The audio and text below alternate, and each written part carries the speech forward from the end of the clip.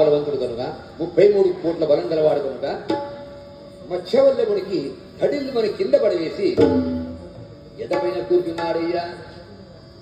ఎదపైన కూర్చొని అప్పుడు ఇట్లా ముష్టి బట్టి అంటున్నాడు, ఒరే వానరా వానరా, నీవు కూడా వానరుడవే, నేను కూడా వానరుడిని అని చెప్పాడు. సదామణి శివసాయి అనేటువంటి భక్తుడు 11 రూపాయలు సీతారాములు వారి పేరిట కట్నం సమర్పించినాడు. శ్రీరాముడు 11,000 వాయికి రక్షించుగాక. చూడండి, మత్స్యవల్లభుడిని కింద పడవేసి హనుమంతుడు ఎదపైన కూర్చున్నాడు. ఇట్లా ముష్టి బట్టి అంటున్నాడు, ఒరే వానరా, నీవు కూడా వానరుడవే, నేను కూడా వానరుడిని. నీవు కూడా కోతివే, నేను కూడా కోతినే. మన ఇద్దరి జాతి ఒకటే ఉన్నది, మన అభిప్రాయం వేరే ఉన్నది. ఈ తేదీ వరకు ఇంత ఘోరంగా నాతో ఎవరు కూడా కొట్లాడలేదు, నీవు కొట్లాడినావు.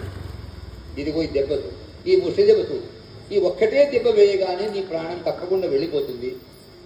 మరి నీ చనిపోయే సమయం దగ్గర వచ్చింది కనుక ఇక చనిపోయే సమయంలో ఎవరి జ్ఞాపకం చేసుకుంటావో చేసుకోను. ఏ దేవుని జ్ఞాపకం చేసుకుంటావో, ఏ తల్లిదండ్రి జ్ఞాపకం చేసుకుంటావో, ఏ గురువు జ్ఞాపకం చేసుకుంటావో చేసుకో. నీకు ఒక 5 నిమిషాలు సమయం ఇచ్చిన అన్నాడు హనుమంతుడు. ఒప్పు